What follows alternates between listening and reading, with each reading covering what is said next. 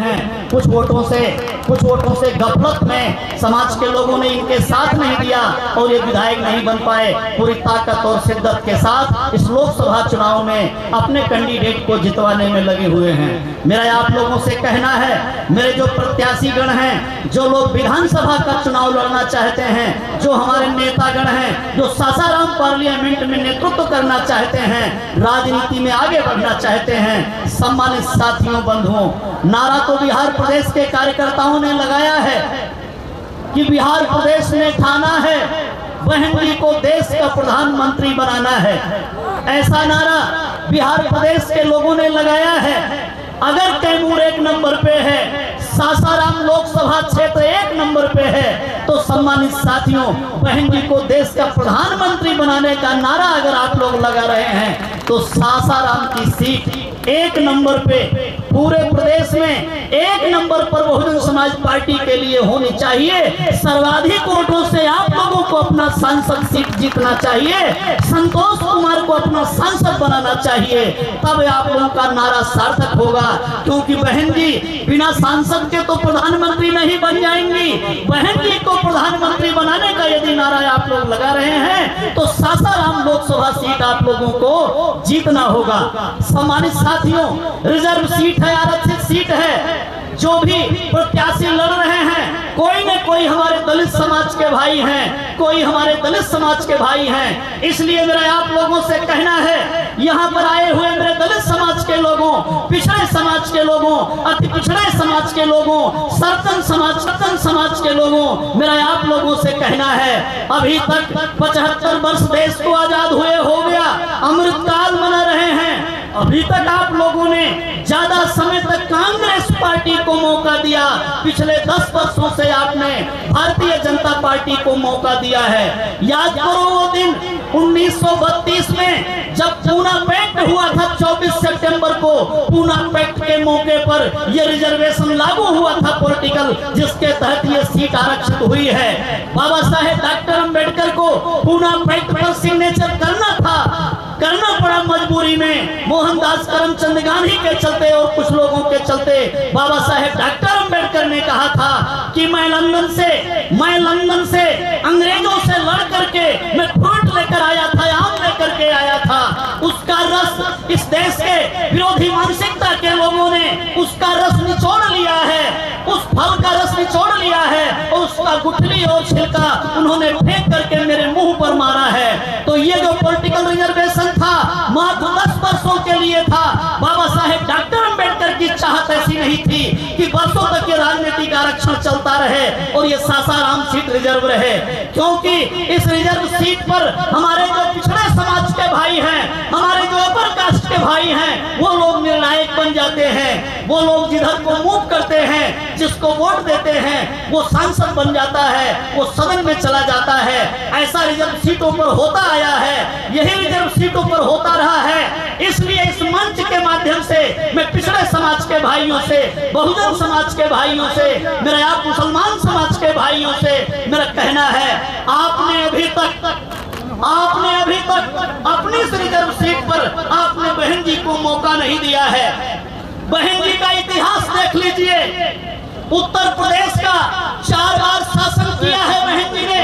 बहन जी का शासन देख लीजिए, बहन जी ने नारा लगाया, सर्जन हिताय सर्जन सुखाय। बहन जी सभी के लिए काम करती हैं। बहन जी की नजर में कोई फॉरवर्ड कोई बैकवर्ड नहीं है जो बिहार प्रदेश में चलता रहता है। बहन जी की नजर में सभी लोग समान हैं, सबको मौका देने का काम बहन जी करती हैं। इसलिए मेरे पिछड़े समाज के भाइयों, आपने लंबे अरसे तक कांग्रेस पार्टी को जितवाया। सासाराम लोकसभा क्षेत्र में, कैमूर में और रोहतास में, ये जो 6 विधानसभा क्षेत्र आती है, कोई मिल नहीं है यहाँ, कोई फैक्ट्री नहीं है यहाँ, कोई कारोबार नहीं है यहाँ के हमारे नौजवान जो बेरोजगार होते हैं, वो दूसरे प्रांतों में कमाने के लिए जाते हैं। वो दिल्ली जाते हैं, वो मुंबई जाते हैं, वो सूरत जाते हैं, वो पंजाब जाते हैं रोजी रोटी की तलाश में। उनकी रोजी रोटी का इंतजाम इन सांसदों ने, और जिन लोगों की सरकारें रही हैं, खासकर बीजेपी की आज है, तो पहले कांग्रेस की रही है। है, इन्होंने आपको कोई राहत नहीं दिया है, इन्होंने आपको कोई राहत नहीं दिया है। भारतीय जनता पार्टी से कोई एक नेता आए हैं, मैं कहना नहीं चाहता हूं कि बाबा साहेब डॉक्टर अंबेडकर ने जो पूना पैक्ट किया, मान्यवर कांशीराम जी ने किताब लिखी थी 1982 में, पूना पैक्ट का धिक्कार दिवस मनाया था, 60 दिन तक 60 रैली किया था मान्यवर कांशीराम जी ने, और मान्यवर कांशीराम जी ने चमचा युग नाम की एक किताब लिखी थी, चमचा युग नाम की मान्यवर कांशीराम जी ने किताब लिखी थी, और उसमें चमचों की वैरायटी बताई थी। ये जो चमचे, चाहे बीजेपी से चमचा उम्मीदवार आता हो और चाहे कांग्रेस से चमचा उम्मीदवार आता हो, वो ना तो लोकसभा सीट का प्रतिनिधित्व करता है, ना ही सासाराम की जनता का प्रतिनिधित्व करता है। जिस पार्टी से टिकट लेकर आया है उनकी चरण वंदना करता है, आपकी लड़ाई नहीं लड़ता है, वो आपकी लड़ाई नहीं लड़ता है। जब तक इस रिजर्व सीट पर असली नुमाइंदा जीत करके नहीं जाएगा, जब तक बहुजन समाज पार्टी का उम्मीदवार जीत कर नहीं जाएगा, आप लोगों की दुर्गति होती रहेगी, आप लोगों की तबाही होती रहेगी, आपके क्षेत्र का कभी भी विकास नहीं होगा। इस क्षेत्र में कोई विश्वविद्यालय नहीं, कोई मेडिकल कॉलेज नहीं, यहाँ पर कुछ भी नहीं है। हमारे नौजवानों को पढ़ने के लिए सम्मानित साथियों, उनको ये बीएचयू जाना पड़ता है, या लखनऊ जाना पड़ता है, या इलाहाबाद जाना पड़ता है, उत्तर प्रदेश जाना पड़ता है, या साउथ में जाना पड़ता है। यहाँ पर आपके लिए कोई अच्छा विश्वविद्यालय नहीं है, कोई मेडिकल कॉलेज नहीं है। इसलिए मेरा आप लोगों से कहना है कि एक तरफ से भारतीय जनता पार्टी से कोई नए नेता एक आए हैं चल करके, किसी पुराने नेता के बेटे थे, आपको चिंतन मनन करना है कि आपकी लड़ाई कैसे आगे तक जाएगी, आप कैसे चुनाव लड़ेंगे। और दूसरी तरफ कहना है आप अपने एक होनहार बेटे को, भोले भाले प्रत्याशी को, जो बहन कुमारी मायावती जी का नुमाइंदा है, उसको वोट देंगे, उसको जिताएंगे, या ऐसे कांग्रेसी पिट्ठुओं को, ऐसे मक्कार लोगों को, ऐसे चमचों दलाल लोगों को आप जितवाने का काम करेंगे। इसलिए मेरा कहना है, ये तमाम भाई कहते हैं कि संविधान खतरे में है। अरे भाई, संविधान खतरे में तो हो सकता है। बीजेपी दोनों सदन में अगर वो क्या नारा लगा रहे हैं, 400 पार, किसी मीटिंग में कोई नेता बोला कि 4000 पार, शायद प्रधानमंत्री जी बोल रहे हैं, नीतीश कुमार जी 4000 पार बता दिए। अरे ये पता नहीं क्या क्या बोलते रहते हैं उलूल जुलूल। अभी सुना मैंने, नरेंद्र मोदी जी बोल रहे हैं किसी कैंडिडेट के बारे में कि कोई मीडिया वाला उनसे पूछे कि वो जो है सारे जिले का नाम क्या बता सकते हैं और सारे जिलों का कैपिटल क्या बता सकते हैं। जिलों में कैपिटल बता दिया उन्होंने। सम्मानित साथियों, पता नहीं क्या क्या बात बोलते हैं ये लोग, ये जुमलेबाज लोग हैं, जनता को ठगने वाले लोग हैं। इसलिए मेरा कहना है, 2 साल से एक मसाला छोड़ा गया है कि एक गठबंधन है एनडीए का और दूसरा गठबंधन है इंडी का। ये मसाला छोड़ा गया है। पहले मसाला छोड़ा गया हिंदू मुसलमान का, फिर मसाला छोड़ा गया ये एनडीए और इंडिया का। ये मसाला क्या है? ये काहे के लिए इस प्रकार का स्लोगन आता है? ये स्लोगन इसलिए आता है कि मतों का ध्रुवीकरण हो जाए। वो आप लोगों ने शोले फिल्म में आसरानी का डायलॉग सुना था क्या कि आगे इधर जाओ, आधे उधर जाओ और बाकी बचेगा ही नहीं, पीछे कौन आएगा।